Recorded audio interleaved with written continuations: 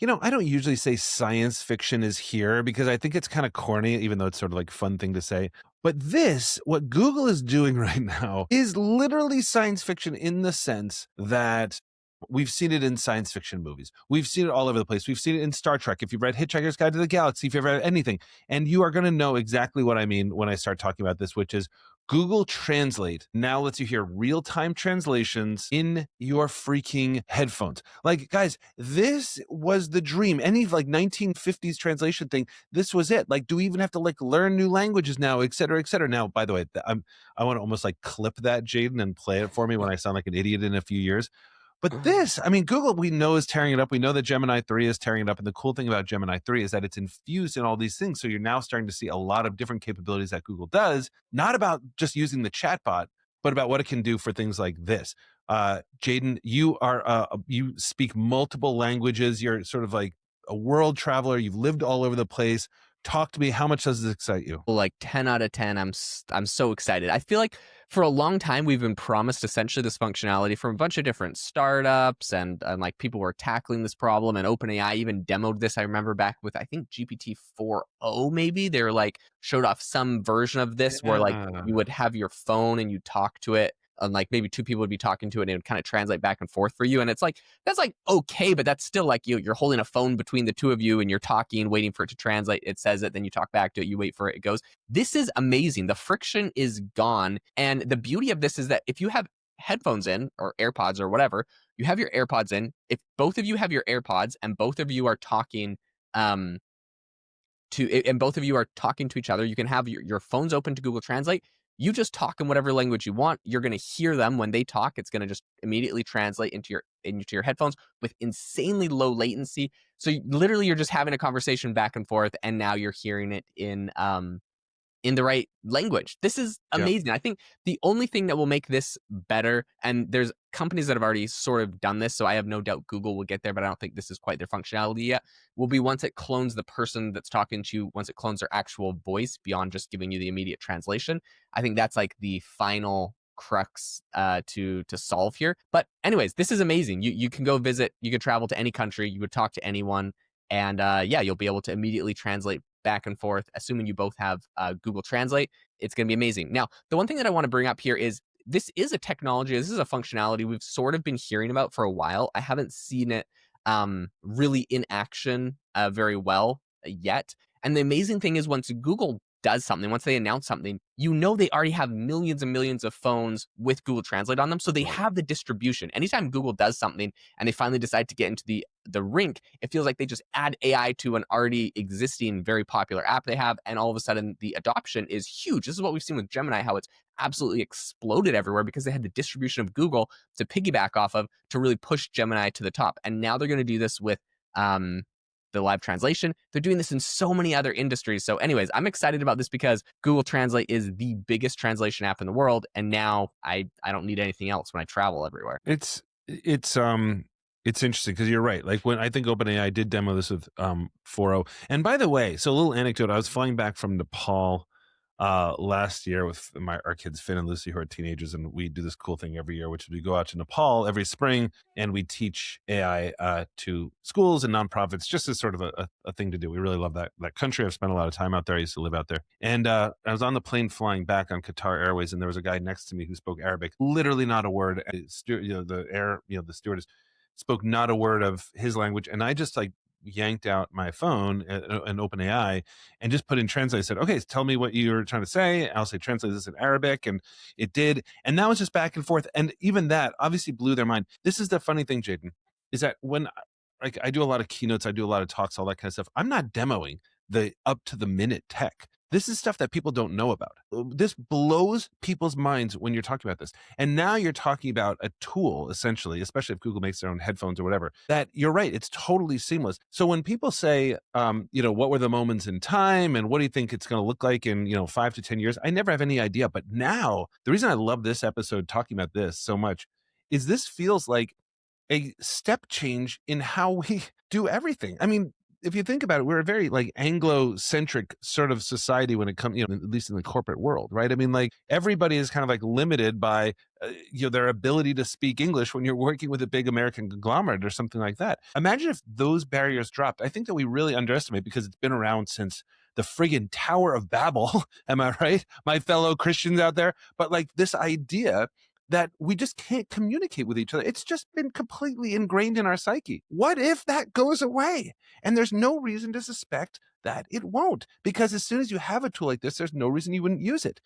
So this is exciting for me for two reasons. Number one, it gives me a glimpse of the future. Number two, Jaeden, from the corporate side, is that it looks like they're going to be competing with Duolingo in terms of an actual product that will help people learn. Now, I do Duolingo. I love Duolingo. It's gamified, everything else. Now, I'm still bullish on Duolingo in the same way I'm still bullish on Perplexity, even though Perplexity, I don't really understand their model, but I still use Perplexity all the time, even though you don't need it. 11 Labs, remember that we were like, oh, what's going to happen to 11 Labs? 11 Labs is still crushing it. I spent the last 2 days at the AI Summit in New York City with IBM, and they were talking about like the integration of 11 Labs everywhere. It's just when you have a good company doing good things, it's not like it will necessarily get steamrolled. So these are the two things. First of all, science fiction is here. Second of all, I don't think that this is like the death knell for like a Duolingo. Yeah, I've paid 11 Labs over $1,000 this month for help with a whole bunch of projects that I'm doing. So I don't think 11 Labs is going anywhere. I'll single-handedly sustain their company if they need it. They have a bunch of cool features. The other thing is Duolingo, I think, has a stickiness factor, and that is the streaks. If I remember correctly, your wife has a 1,000-day Duolingo streak or something like that. 1,500, man, it keeps going up. And some of these people are not going to leave it. So there's that. The last point I want to make on what you said is, you said the Tower of Babel. Have I been saying it wrong my whole life? I thought it was the Tower of Babel. Oh my gosh, Jim, I think it's Babel. I'm pretty sure it's Babel. People comment on the show if Connor or I am right on this one. In any case, I wanted to make a live correction to something I said earlier that I realized was wrong. I said the winning thing is when it can clone your voice. Okay, I stand corrected. It actually can clone their voice. And so this is now the greatest translation product that has ever existed. I fully endorse it.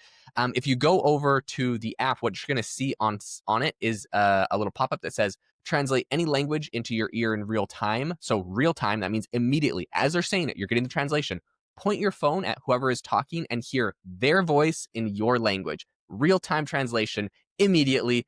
This is absolutely game-changing. It's rolling out in Mexico, United States, and India right now, and it's going to support more than 70 languages, and it's going to go to, I think, like basically every country next year. So honestly, I think there's like so many questions I have about this. The biggest one that I'll ask you, Connor, is in business, a very famous role in business. Like I have a friend and his dad, like exclusively, this was his job for like most of his career, was to go over to China, and he was a translator for businessmen, making big deals. They need a translator in the room. He was the translator. A tool like this, like, let's be honest, essentially removes the need for a translator because, I mean, sometimes you're like, AI is not going to replace your job. I feel like this is one of those things where AI really will replace that particular role. But my question is, do you still see value in those manual, quote unquote, translators because they understand the customs of the people there? And maybe that like there's a benefit there. Maybe they can take you around. They're sort of your tour guide and your translator. Does the role completely die? Is there hope for translators? This goes to exactly the heart of what we were talking about, I think on a previous episode when we were talking about 5.2, correct me if I'm wrong on that, but about like this eval, about like what it can do with knowledge work. There's a huge difference between what AI can do and what it will do. And so I'm trying to remember now which industry it was in. I think it was in translation where they saw sort of like a spike in translators or maybe it was Duolingo or whatever it was. But it's funny, like we're seeing like a human spike in a lot of these roles, maybe not in coding and things like that. But again, folks out there, huge, colossal difference in what this can do and what it will do. So whenever people are like, oh my gosh, like look what this does now. It can take, it can do 70% of knowledge work, all that kind of stuff. That's true. But are people trained on it? This is why we say this is your moment. It is your moment. This is not just hype. We're not selling friggin', OpenAI products, right? Like the idea here is that you can take this and blow your team away by creating new systems and processes and everything else. And there's no reason why you shouldn't do that because everybody's behind. Your senior leadership team will absolutely love that. It's super critical. And also, I think that eventually, yes, it will start taking the place of that. But I think people will really be kind of veering back into like the human touch. I think that people would much prefer, uh, in terms of like translation and everything else, I think they would much prefer the human. I think that this is more like, Jaden spending $1,000 a month on 11 labs rather than something else. Because Jaden, my guess is not knowing exactly, Jaden is like the mad scientist here, not knowing exactly what you do in this world or in this, I know what you do in this world, but in this particular space, that's not like you had hired 40 people and now you fired them. It's like, oh my gosh, look what I can do now on my particular resources. So I think that that's what this is going to be. I think it's just going to help people who wouldn't have otherwise been able to hire a translator. By the way, Jaden, as I kick it over to you to close us out here, I looked it up while we were on. It turns out it's both. Babel rhymes with table is the more UK English version. So Jaden, I don't know where you get that. I mean, my Well, I'm gosh, from Canada. We basically all our spelling's the UK. like Jaden walking around better than the rest of us somehow. And Babel is the Americanized version, so that's me. Anyway, Jaden, last thoughts on all this? Okay, last thing I want to say, the last exciting update to all of this, if you thought it couldn't get any better, they're also adding Gemini into Google Translate in a way that it hasn't been there before. So it's kind of funny because right now I'm like, well, sure, that makes sense. But like Google Translate has not been like 100, like it has basically been like a translation dictionary kind of tool in the past. They put a lot of work into it, but one of the big problems it had is if you said something like stealing my thunder, like, oh my gosh, that person really stole my thunder, it would do a literal translate of the word steal my thunder, which does not translate into another language. Right. And so they're now embedding Gemini into Google Translate in a way that when you have these kind of like sayings or phrases in different languages, it's not just English, like every language has them, it will not do it a literal translation, it will do the sentiment translation, which makes Google Translate way better.